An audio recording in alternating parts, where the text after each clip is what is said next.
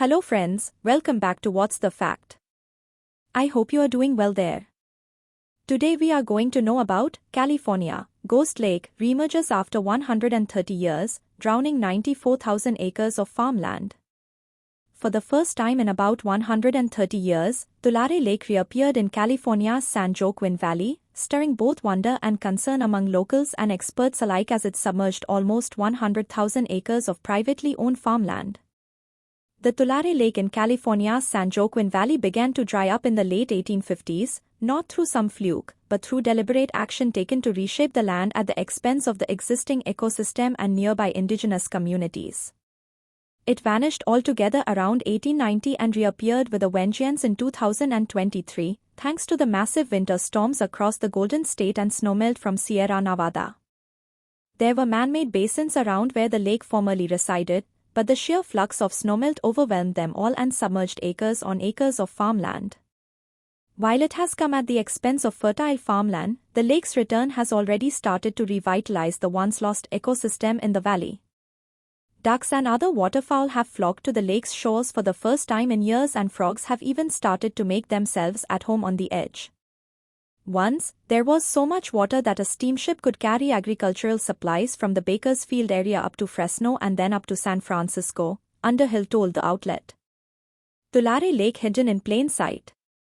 To travelers passing through the arid San Joaquin Valley today, the existence of such a vast lake seems almost mythical. It's hard to imagine such a large body of water coexisting alongside such an arid landscape, Underhill remarks. Yet, in the 1800s, Fresno was a lakeside town. Back then, Tulare Lake was fed primarily by snowmelt from the Sierra Nevada. There's no natural outlet within the valley, Underhill explains, so the water collects to form a lake. The indigenous Tachi Yokut tribe called it Paashi, and it was central to their way of life. Human impact of Tulare Lake. The disappearance of Tulare Lake began in the late 1850s and early 1860s.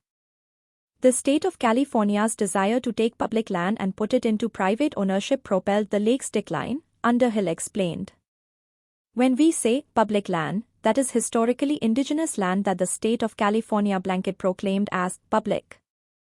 The indigenous Tachi Yokut tribe, who originally called that part of the valley home, dubbed the lake Paashi, and it proved to be central to their lives.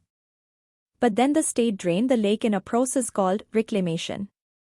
If people could drain that land, they would be granted ownership of parts of that land. So there was a big incentive for white settlers to start doing that work. So, hundreds of irrigation canals and basins were constructed to drive water away from the lake.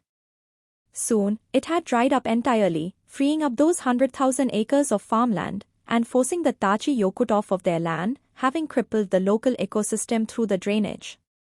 The lake's return raised concerns in the community as the water continues to rise, submerging not only the privately owned land but entire storage sheds containing materials harmful to the reviving ecosystem, like fertilizer, manure, and even electrical wires.